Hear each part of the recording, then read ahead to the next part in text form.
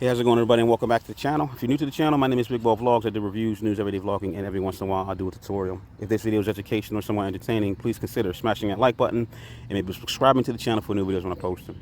So I thought I would come out and just do some quick tests of the DJI. I got to stop saying Mavic, the DJI Air 2S, but I am locked down because there is a VIP. I believe the president's in the area, so I thought I would use this opportunity to go through all of the settings and the user interface so that you can see what to expect if you currently have the DJI Mavic Air 2, what the changes are, what features you're actually going to have on this drone versus the other one.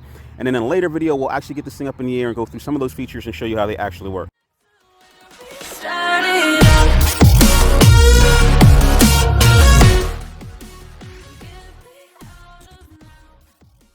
So we're going to start from the main screen here. This is the basic screen that you get when you buy a DJI drone and you go into DJI Air. It starts off at the splash screen for the particular drone that you have. And then there are some features that you can actually access from this.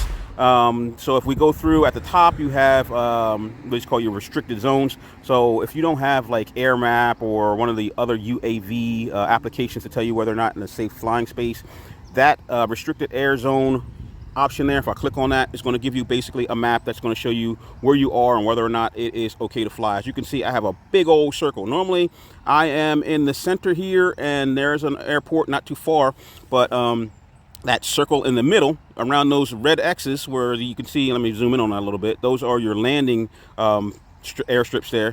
I'm usually outside of that, right? So now you have something that extends well beyond that, out a couple of miles, because there is a VIP in the area. So if you don't know whether or not you can fly safely, you can use the DJI app to do it. You just won't be able to use the DJI app to access or request authorization to fly in a controlled airspace. If you're in an area where you are not able to fly because of remote identification or whatever, you're in a different country and they don't allow you to fly drones anywhere, you can click on fly spots and that's going to give you a list or places that you can fly, probably give you the similar thing, same map, and then it's probably going to outline areas that are safe for you to fly. Now, if we go to the bottom of the screen, you have your album. I don't have anything recorded right now because this is a brand new drone. I haven't flown it yet. And then to the left, to the right of that, you have SkyPixel. SkyPixel is just like a social media website that you can upload content to. And then to the right of that, you have your profile. And that's going to allow you to get into, like, if you're not actually connected to the drone, that's going to allow you to get in and kind of manage your devices. So if you got multiple drones or manage one device, you got your DJI forums. If you want to get some questions asked, you got the DJI store. You got Find My Drone. So if for some reason you lost it, you can use the last GPS coordinates to go find it. Then you got your settings. So if you go into your settings, it's going to give you stuff like your firmware updates, sync the data from the drone to the servers, camera view on. So whenever you go into your application, and you click on go fly, it's going to go directly into camera view. You got some tips, which I usually turn off because they're annoying as hell when you're walking through or you're trying to fly and it's just popping up tips left and right. Excuse me. You can get it to check your firmware. You can get it to check your fly safe database with that area. If you're looking for an area to fly in, that's where fly safe database comes in. And then you can click the option to automatically download your firmware. We're going to go back one. To the left side of the screen, you see my name, Kev, there. That's going to give you all of your flight data for pretty much all of your drones. Like I said, they're uploaded, they're synced up to the servers, and it tells me, I don't know how many different drones it's actually tracking on this one because I've had every drone from like Phantom 3 all the way up to this one.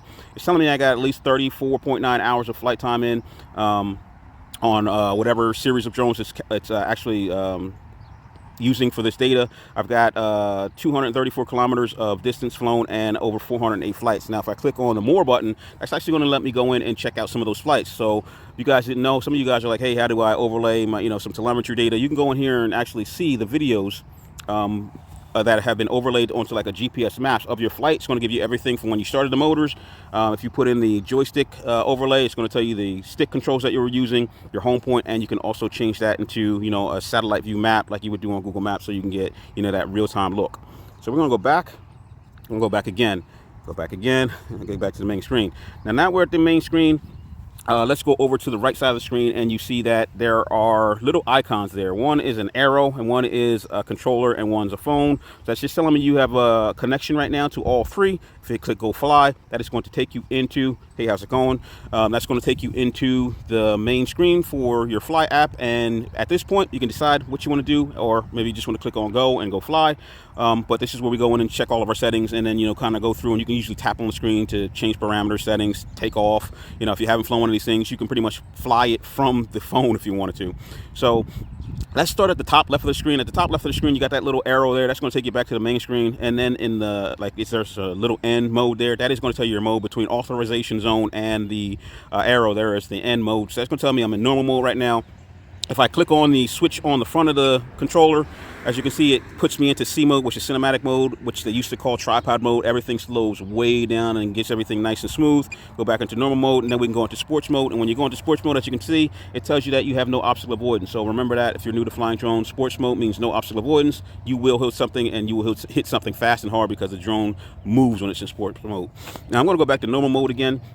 And on the left side of the screen, you see this little flashing thing. It's like a little green thing flashing there. That is your APAS. The APAS is telling you that the obstacle avoidance is working in all directions of the drone. And APAS allows this drone to pass through or pass around or pass over obstacles if it's turned on. You don't have to really pilot it through holes or through trees. You just push on the stick, and if it can find a hole without, jamming up that obstacle avoidance, it will fly through it, around it, or under it, and get it through safely. And it works very well. I've tried it on previous versions. I believe it was the Mavic Air 2, and I was shocked how accurate it was at going through small little gaps. I mean, it would struggle at some, if there was just, too much debris there, it would struggle a little bit, but it would find a way and it would make itself around. Almost as good as, believe it or not, the telemetry, the automation or the obstacle avoidance on the Autel drones. I was actually shocked. I was like, hey, this thing actually works pretty good.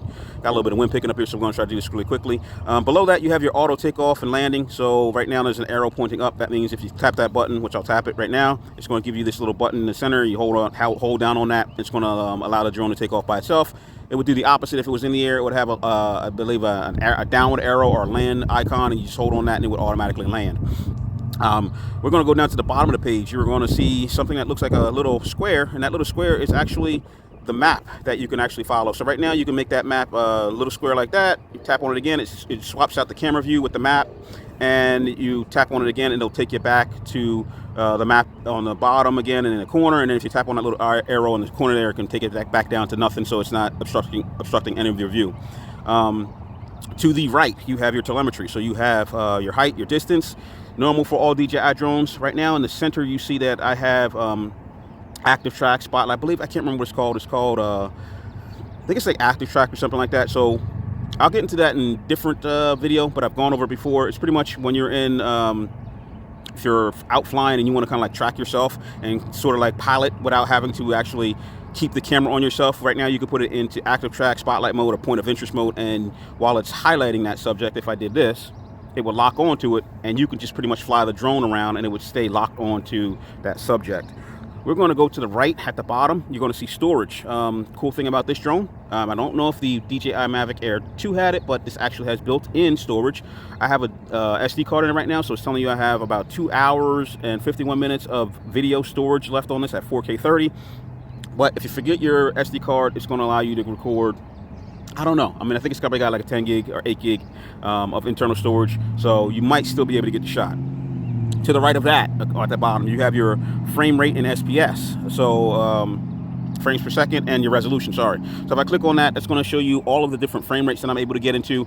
And what I'm seeing is that some of these features will change based on the frame rate you're in. So right now I am in 4K 30, and as you can see, the image is kind of wide. If I go to 4K 60, that's going to punch in a little bit, and it's also going to take away, if you didn't see it, let's go back to 4K 30. It's also going to take away this ability right here to zoom in, because it punches in. So there's no zoom once you go up to 4K 60. I have to get into that to see what that actually does. But while I'm there, you also see this little MF here. That's a little bit different from previous versions of the drone. The MF is actually the manual focus. Now you could manual focus on previous versions of the drone, but you couldn't do it from here. You had to go into the bottom and play with all the settings. But I really do like the fact that now I can manual focus and pull off some different, some different types of cinematic shots where I can kind of pull out and focus in on things, or start off focusing and focus in on things, or start off out of focus and focusing on things, blur it out. So I like that. So definitely a cool feature. And if I put it back into autofocus like that and tap on it, it will go back into autofocus. I actually tapped the screen, so it's putting it into exposure lock. We'll get into that in a different video. We go all the way to the bottom, and to the bottom past that, there's an EV, which is your exposure compensation.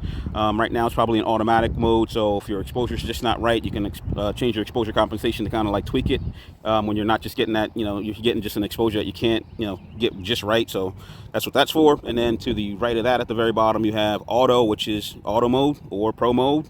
Back to auto mode. Pro mode gives you the ability to change like everything: your shutter speed, your white balance, your ISO, and again your exposure compensation. So if you're into using manual camera features, that's how you do it. Now let's go back up. We're going to go from the bottom up. On the right side at the bottom, below the shutter button, you have the little I don't know, YouTube button there. It's a play button that actually gets you into your gallery. Again, I don't have any videos in there, so it's not going to have anything there. Above that, you're going to have your shutter button. Click on that. If you're in camera mode, it's going to start recording. I'm going to take a photo. If it's in video mode, it's going to record a video. And above that, probably one of the things that you guys were probably waiting for me to get to, what actually does this camera do? So let's just take a quick look. I'm not actually going to be able to go through any of these settings because a lot of them have to be, the drone has to be off the ground in order to get into some of these settings. But you have your normal video and you have your slow-mo video, which I don't know if I've ever used that. So maybe we'll try that in a new video. On the right side, you have photo mode. If we click on photo mode, you see that you can shoot single photos, you can shoot smart photos, and I believe it was the DJI Mavic Air 2 that had smart photos, which gave you amazing photos. You have auto bracketing. If you don't know what that is, it takes a bunch of photos and kind of gives you the best image. You have burst mode. This will snap off 7 to 10 photos in about a second, which was one of the complaints that I had about the DJI FPV drone. It takes 7 to 10 seconds to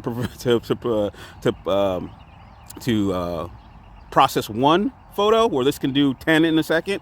If you go below that, you have time shot, which time shot is almost like it's almost like a time-lapse shot, where you say take a shot every 3 seconds, 10 seconds, and it will shoot it as you're flying around. We're going to go back. We're going to go to video. In video, again, you've already seen you have the ability to switch from, let's go back into it just so I can show you, from we can go all the way down to 1080 all the way up to 5.4K at 30 frames per second. In 4K, you can go all the way up to 60 frames per second. In 2K, you can go up to 60. Oh, let's do it again. In 2K, you can go up to 60 frames per second. And in 1080, you go from, which is actually interesting, it doesn't, maybe because you already have slow-mo built in, it doesn't go any higher than 60 frames per second. In previous versions of these drones, you would take the lowest resolution, which may be 720 or 1080, and it would probably go up to about 120 frames per second. But I'm assuming they don't give you that option because you can go into slow motion without slowing it down that way. So let's go back up to the icon button here. We're going to go down. Different from previous versions, you have something called master shots. I'm going to click on that. And this is one of the things that it's not going to work because drone is not in the air. So I want to check out what master shots is, because I thought it was a renaming of what you see below, which was quick shots, which would give you those, the rocket, the orbit, some of those, cool little autonomous drone maneuvers that you don't have to actually pilot out. So I'm very curious what master shots is. And the thing that I absolutely love about camera drones, which I was hoping that, may come to the DJI FPV drone, hyperlapse. I love shooting hyperlapse video. I just love shooting hyperlapse video, and hopefully this will have the ability to store your flight plans and stuff like that, so you can do multiple hyperlapse over a time span and kind of melt them all together and get this long transition from like day to night. And then at the bottom here, you have pano mode, and again, pano mode is not going to let you use it because it's not in the air, but I'll check it when we get it up and go through some of these features. Pano mode gave you the ability to shoot a horizontal panorama, a vertical panorama, or a 360 panorama. So hopefully it still has those features, because I hate it. I hate it when DJI does a new drone and takes out features that were in the previous one that I actually loved. So let's see what else we got on this side. Nothing in that pane. We went through all of the camera features. We went through everything on the right side. Nope, we didn't. We're going to go to the top. We're going to go to the very top. You're going to see this thing that says a 75. That is your battery life. It says I have 75% battery. And when it gets down to that orange and red, that's when it's going to be like, hey, your battery's low. And when it gets down to red, it's probably going to land. But when it's in the orange, it's probably going to come back to you. If I were actually in the air, it would give me a timer for how long you've been flying. You have your RC link. You have your, I guess, your video link between the phone and the drone. There's another icon there, which I'm not sure of, which it has an arrow pointing up and an arrow pointing down. I'll have to figure out what those are and get back to you on that. And then you have how many satellites you're connected to. I have 22 satellites. So that's how you kind of, control everything from the main screen. Now we're going to get into the boring part. We're going to get into the settings.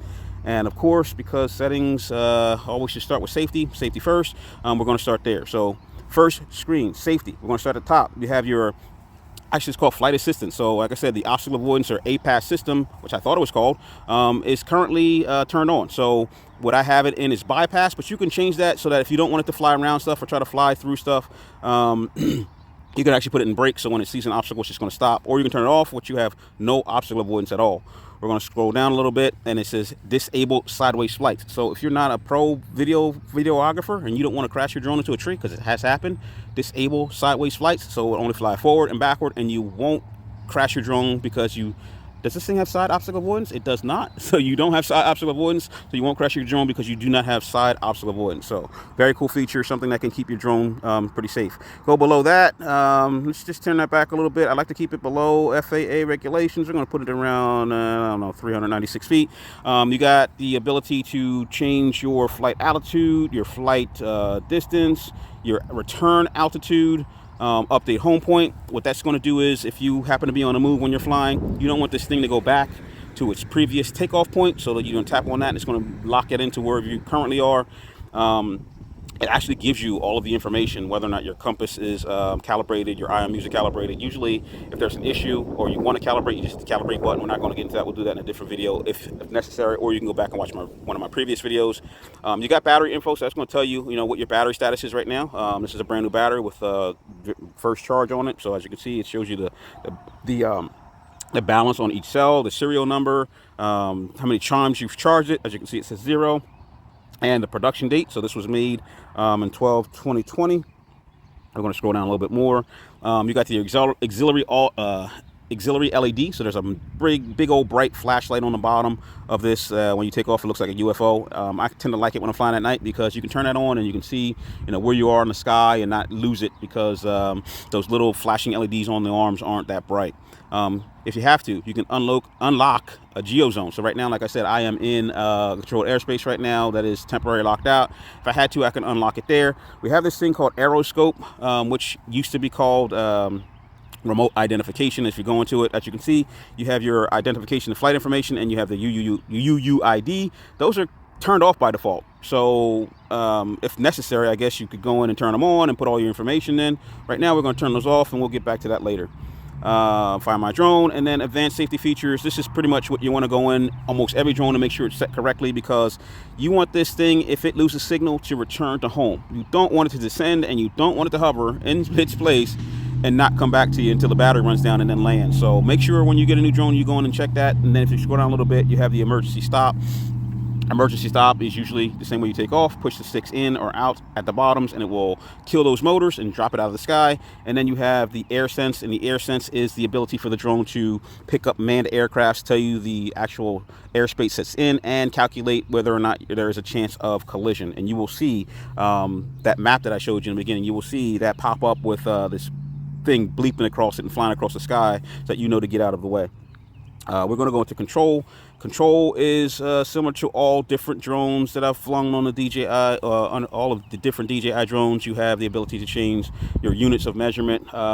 This subject scanning, I haven't gotten that to work yet. I'm not sure why. Right now, when I click it, it does nothing. Oh, no, actually, it just came on. Okay, so maybe, I don't know. Maybe I just didn't press it hard enough.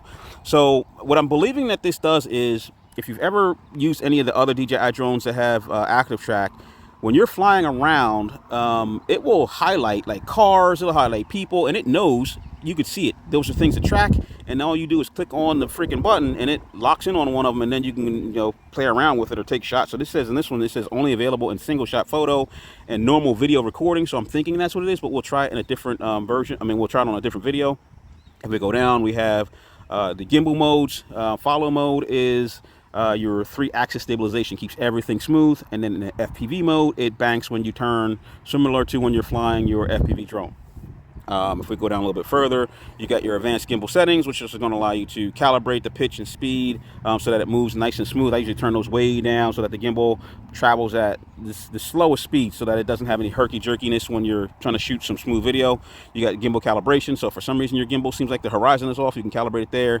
You can go down a little bit further and customize the buttons and switches, which is normal on all drones. You can do an RC calibration, which calibrate your controller, and then you got flight tutorials, and then you can repair a link, so repair to aircraft link. So that means if you for some reason have unpaired your controller, you can go in, or if you want to pair on another controller, you can do it through that link at the bottom. Camera, let's get over to camera. Camera is going to give you the ability to shoot in MP4 or MOV, which is normal.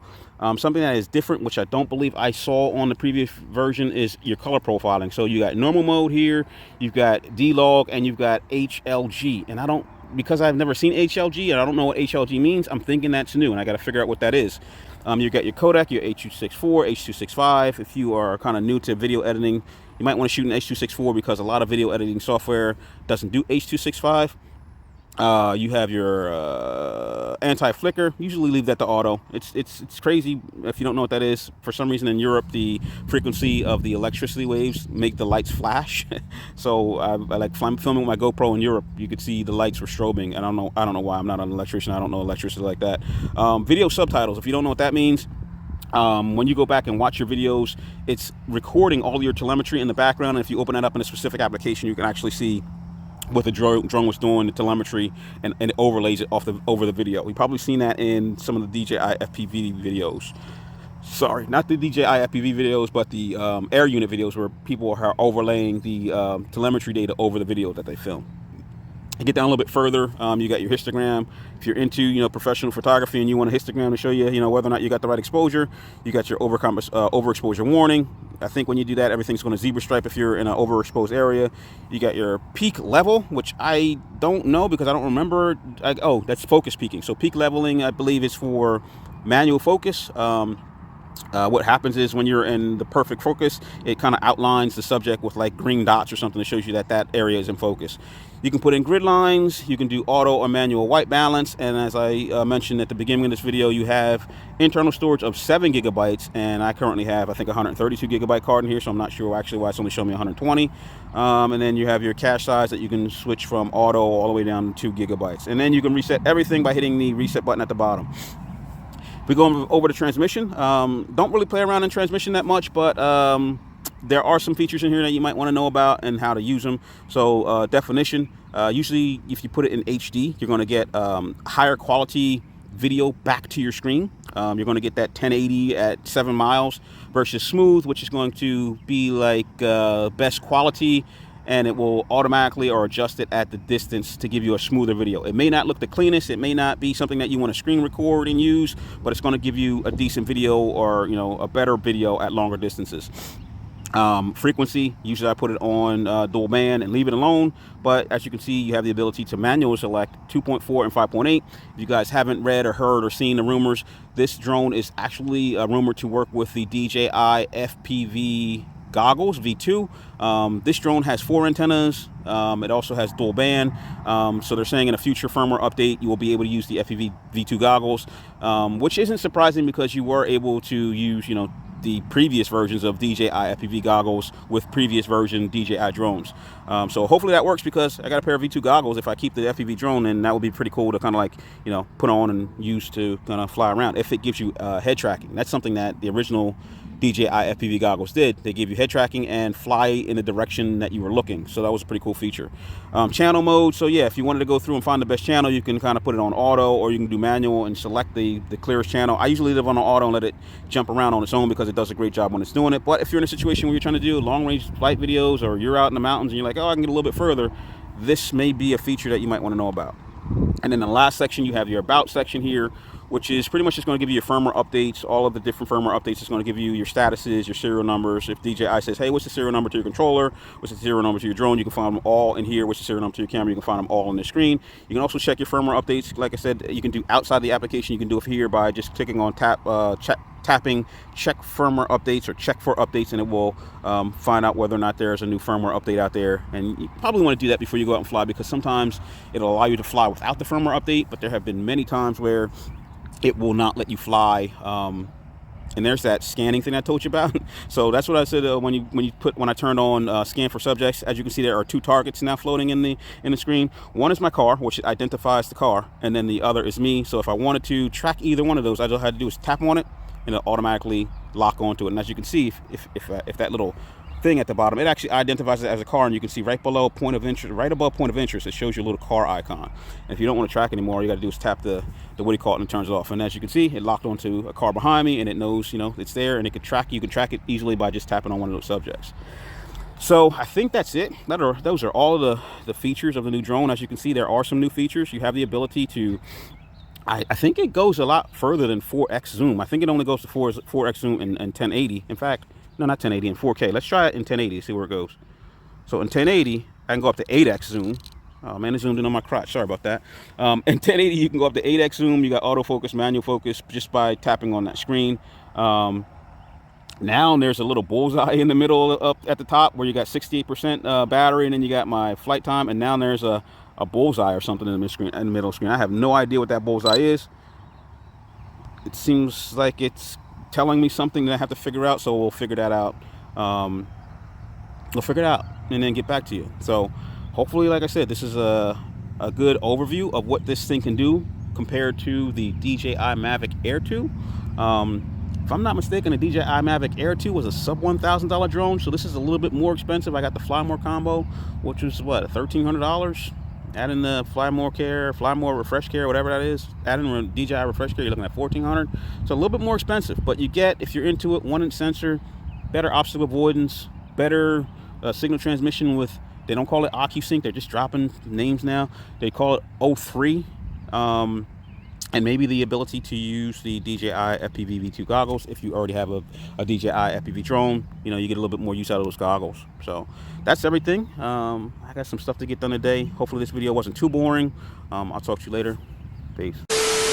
Real quick, before I go, don't forget to go check out those big ball FPV tees over on Etsy. Link in the description below.